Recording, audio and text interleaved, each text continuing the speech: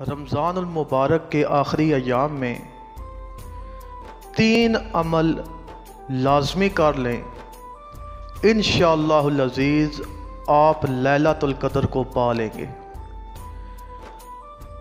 نہایت ہی مختصر عمل ہے لیکن ان کا ثواب بہت زیادہ ہے۔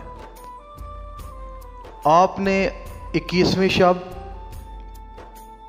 23ویں شب، 25ویں شب، 27ویں شب اور 29ویں شب، یہ 5 راتیں آپ نے ان راتوں میں یہ 3 اعمال کرنے ہیں، اور انشاءاللہ العزیز جس رات بھی لیلۃ القدر ہوئی وہ آپ کو لیلۃ القدر کا ثواب مل جائے گا۔ پہلا عمل آپ نے کیا کرنا ہے کہ 3 مرتبہ سورہ اخلاص، قل هو اللہ احد اللہ الصمد لم یلد ولم یولد ولم یکن لہ کفوا احد، یہ 3 مرتبہ سورہ پڑھنی ہے۔ جس رات کو بھی لیلۃ القدر ہوئی آپ کو لیلۃ القدر میں قرآن کریم کی تلاوت کرنے کا ثواب مل جائے گا۔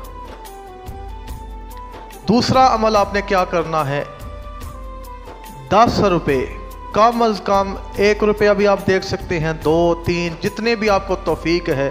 ویسے میں آپ کو کہہ رہا ہوں کہ 10 روپے آپ نے ان طاق راتوں میں خیرات کرنے ہیں، صدقہ کرنا ہے۔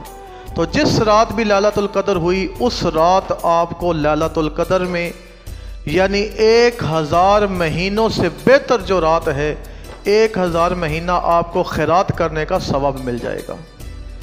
اور تیسرا عمل جو آپ نے کرنا ہے وہ یہ ہے کہ آپ نے 2 رکعت نماز نفل، جیسے عام نفل پڑھتے ہیں ویسے ہی آپ نفل ادا کریں۔